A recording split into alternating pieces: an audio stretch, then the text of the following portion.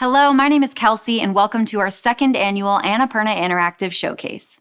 We had the best time sharing all of our latest games and partnerships with you last summer, so this year we're back again to show you what we have in store for 2022 and beyond. Today we'll have about 25 minutes of new reveals, closer looks at games you've seen before, and spotlights on a few developers we are thrilled to be working with. We want to thank our fans and partners all over the world for making this showcase possible. Let's get started.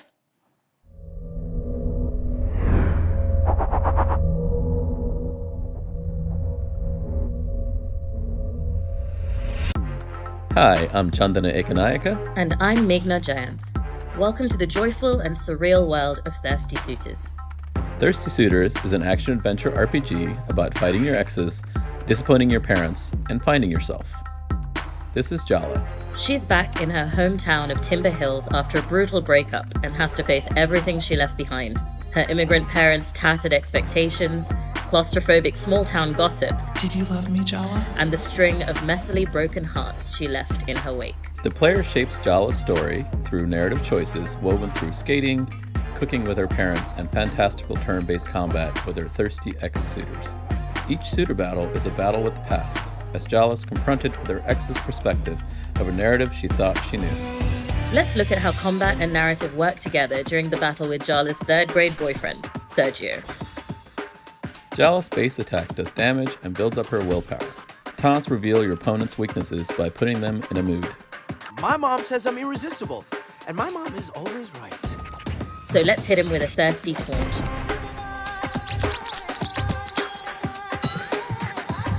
Now Sergio is in a thirsty mood.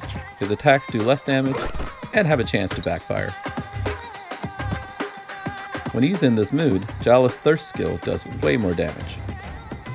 In between their attacks and deflections, the player shapes Jala's personality and backstory through choices, which build up her persona.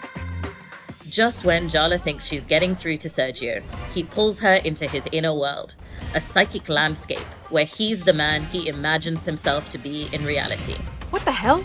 I can't make a dent! Sergio's ego makes him invulnerable to attack. What's a girl to do? Like most South Asian men, all it takes to destroy Sergio's ego is a single word from his mom. Jala summons the next best thing to help her win this psychodrama battle. Her mom. Trouble! No!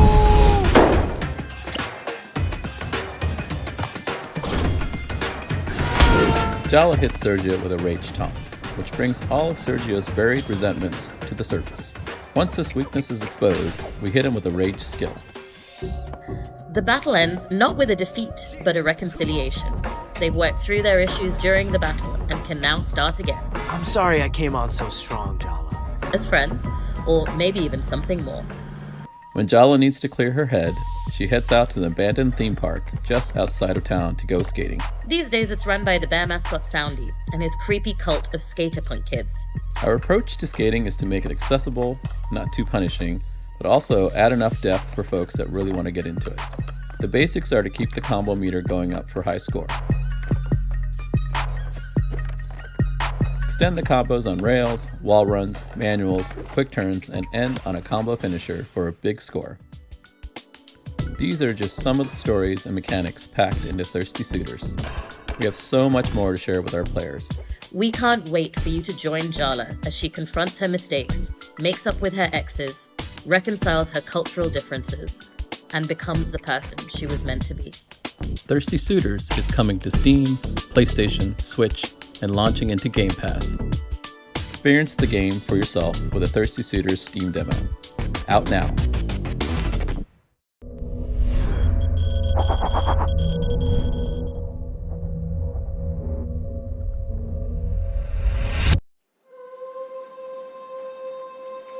It's hard not to think about how time has changed the memory of you. How it will continue to change, to shift, until I'm left with a version I've created in my head. I'm packing things up, clearing out your stuff, sorting through memories that twist and turn, depending on the way you look at them. It's hard not to drift into the past.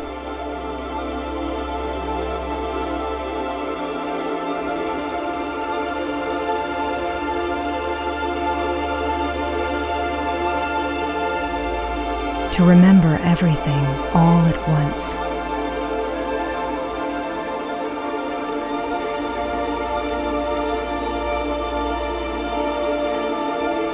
Back when you were still here.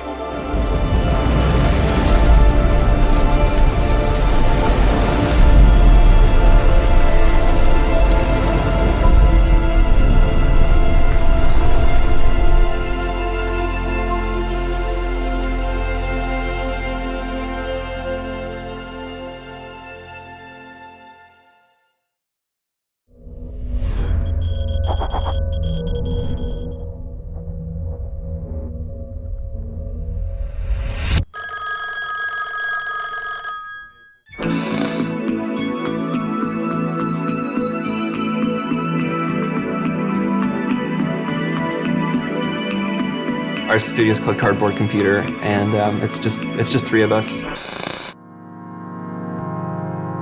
So my name's Jake Elliott. I'm the writer in this studio, I guess, in the team, and I also do a lot of programming. Tomas and I kind of share programming. It's like art, writing, sound. I was playing music and some touring and making records. I guess I caught Jake in his last year. We were at the School of the Art Institute of Chicago. All three of us were living in Chicago around 2010, I think. Tomas and I wanted to make a video game, and we had a few other ideas before we settled on Kentucky Route Zero. We brought Ben on for the second act, I think, and that was in the spring of that same year, because we were somehow managed to release the second act in a few months.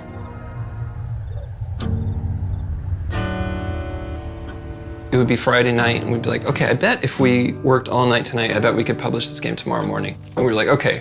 We would work all night, and it wouldn't be quite done. We'd be like, okay, but I bet we could do Sunday. I bet if we kept going, you know? And it didn't end up being possible, so we had to adjust our expectations a little bit. 7 years, with like another 3 years before that. Learned a lot about our own processes, and I think that's still kind of carrying over into the new project. Right after KRZ came out, I think we moved directly into this new game. But the idea has been kicking around for years. Maybe as old as KRZ. We're working on a new project. It's the first project we're really seriously focusing on performance as like kind of a core part of the piece. KRZ, it's like very still, there's not a lot of animation, everything is sort of like these slow, idle tableaus. So we're sort of doing a lot of R&D with making it more lively. This is a version of like fully animated characters that we can do as a 3-person team, basically.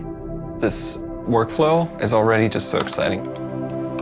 This time we have a lot more knowledge going into it. The beginning of Kentucky Route Zero was a more staggered sort of development, and now we've known each other for so long and we're so comfortable with each other, and I think that informs making the new work in a way that feels substantial and exciting. The new game, it's about a different tempo. It's faster and hopefully funnier. And there's comedy in KRZ. But it's a tragedy. But it's a tragedy. It's not a tragic comedy, though. No, it's just a tragedy, yeah. Yeah, just a tragedy.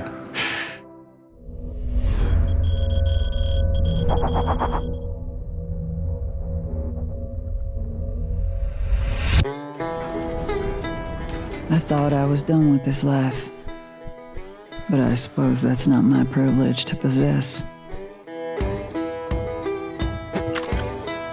Some skill sets are a curse. Maybe someday I'll find the peace in that. Sadly, today is not that day.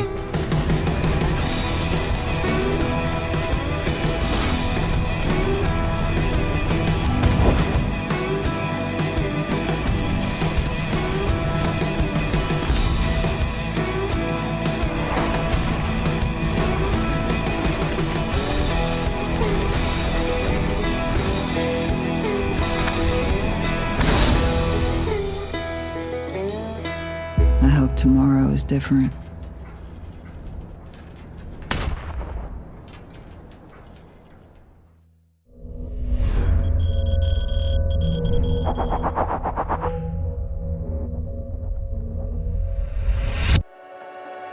A Link to the Past was the reason I got into making video games. It was from my dad. He passed away, and that was one of the last things that he left. I came back to it when I was in my early teens. It was just a really sentimental and emotional experience. And when I beat it, I was like, oh man, I really want to make an experience like this for someone else. So I started to make my own game, and I would stream the whole process. And I had a pretty active community on Twitch, and Chris was one of the first people. I was thinking, how am I going to make this game alone? Then one day, he started typing in my chat. He said, do you have a mic? That's how it all got started. Hey, I'm Chris Hoffman. I'm the programmer at a company that Fabian and I started called Yarn Owl. I work in Austin, and Fabian works in Atlanta. We've been working full time on the project together for a little over a year and never met. Hey, how's it going? Alma, this is Fabian. First time I'm meeting Alma. She's very excited about all this. She's very excited. Like, I've talked to Alma as much as I've talked to Chris. And then, you can hold it again to charge again, and you can hold it again to charge again. Yeah, that's awesome. After work, we both come home and start working on the game. Then at the end of 2020, I shot him a message one day and I said, hey, are we really gonna make this game? He said, yeah. I quit my job that day. And then in 2021, we started Yarn Owl. I was like, man, he is fully on board. So from that point, I just figured that he would be the best person to work with. He does everything code and I do everything art. We'll just hop in a meeting for like a good hour, but then it ends up being like 3 hours, 4 hours, because we get excited just talking about different ideas. It was definitely emotional. Now all of this is happening and all of this is real. If I didn't get A Link to the Past from my dad or even Wind Waker later from my mom, just getting those games as a kid is what motivates me now to want to make an experience just like that.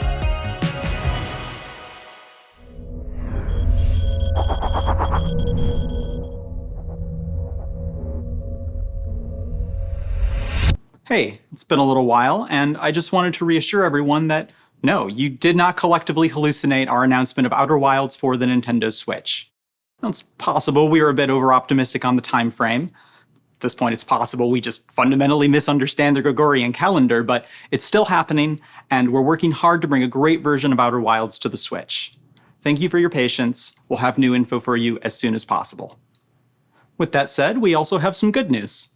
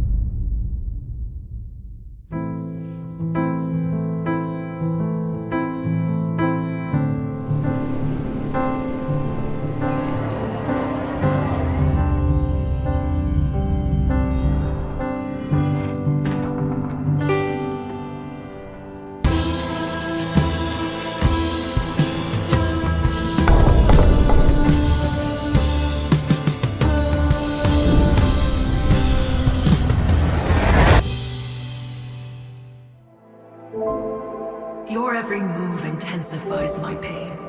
Your blind ambition, all your good intentions. Everything you touch turns to ash!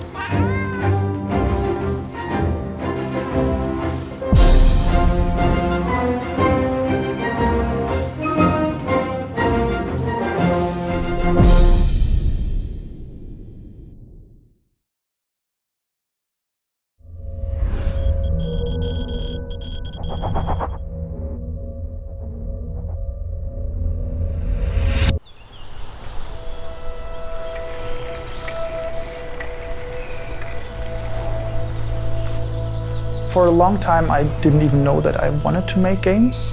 And I always loved writing stories in school and learning about the mechanics in video games. At some point, I just thought, okay, maybe I can combine those two things. I'm a computer kid. I liked working in these creative programs, and those were the first steps of kind of like expressing myself. My name is Kai, and I'm a writer and one of the co-founders of Third Shift. I'm Fabian. I'm the artist and one of the co-founders of Third Shift.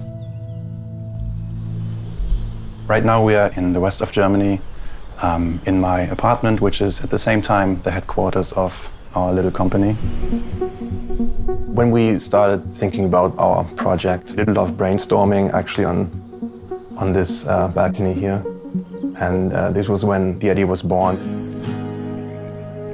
Forever Go is a story-driven road trip adventure game where you play as Alfred, an elderly man who embarks on a journey in his trusty van. The story is inspired by a trip I took down the Pacific coast. Fabian and I were always interested in the diverse landscapes in North America, and that's where a lot of the inspiration came from. When Kai was about to go on this road trip, he asked me to lend him my camera. After he came back, he shared that book with me, like as a thank you. And this was actually taken in the middle of nowhere. You can drive for hours on end, and there's just no one. And this was just crazy to see. Yeah, we have a scene just like this in the game. Alfred was the first thing we had. Character model of Alfred didn't always look like this. This is what Alfred used to look like. We started redesigning Alfred and making him a little bit more lifelike. Alfred's main purpose is to document this trip. Usually the games that stuck most with us are story-driven games. I'm just excited to see when people actually play this thing in the future. And I hope this will be very soon.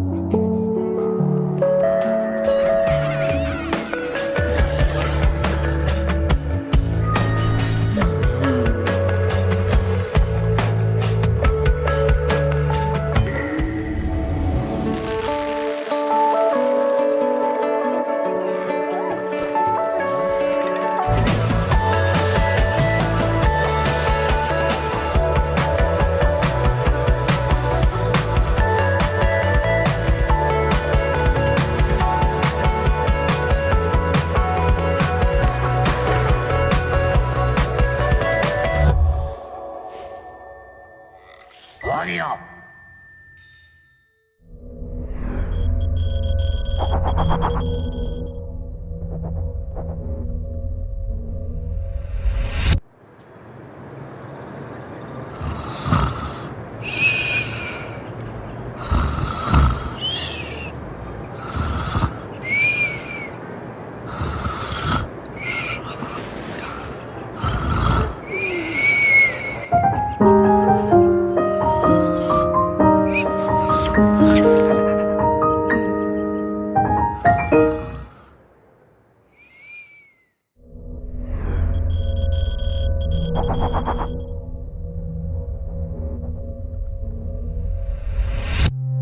Making games is a process. You try and guide it, but you're trying to guide like a gushing river. Often people reach for stories they've already heard. We really want to pull from our own experience as much as possible because it feels the most kind of real. I'm Laura. I'm the director at Dreamfield.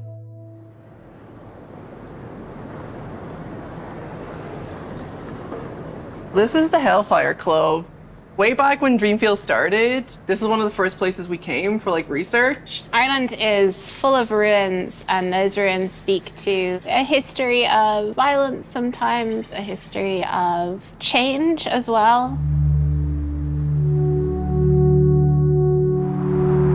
Dreamfield started as a label for my own work, and then I met Leah. It was just going to be a few sessions, but it turned into like a full-time week just exploring. We developed loads of ideas, and one of them became If Found. Suddenly there was a dynamic. We're like playing off each other, and then as more and more people come in, kind of like grows its own identity. I think like creativity is when you bring like one like random idea from here and one random idea from somewhere else and like see how they could join or like what they could do together. And when you have lots of team members, that just happens. It's really important to me that we have the energy and we enjoy it when we come here. So like today, instead of showing computer screens, I wanted to show like Dreamfield is like all of these people coming together. The new game is set in kind of like a fantasy version of Ireland. Probably the most obvious first detail is that all the characters are cats. I think art-wise, we have something very unique. We have themes that I think are very relevant these days about coming together in the face of adversity. Everything drowned will someday rise from the deep. The eerie message and theme of our game. And lots of cute cats. The goal is to be creative together and make something that is worthwhile. Well, I think what's fantastic about Dreamfield is that whether you're working on the music or the art or the programming, you're really invited to like bring your best to the table. Everyone kind of leaves a mark on it, which is really nice. In a lot of ways, I think Dreamfield has become more polished as we've gone on. I think this game will feel more polished even compared to If Found, but I hope that we still bring that edge of like exploration and adventure into it.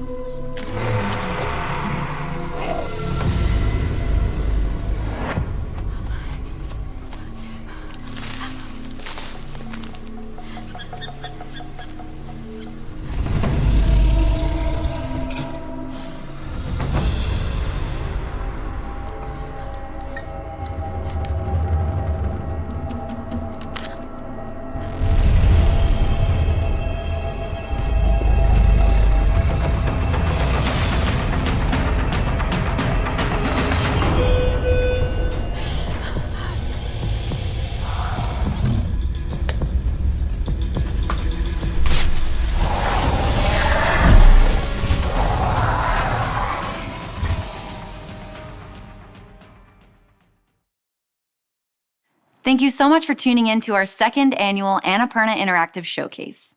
We hope you enjoyed it, and we'll see you all again next summer.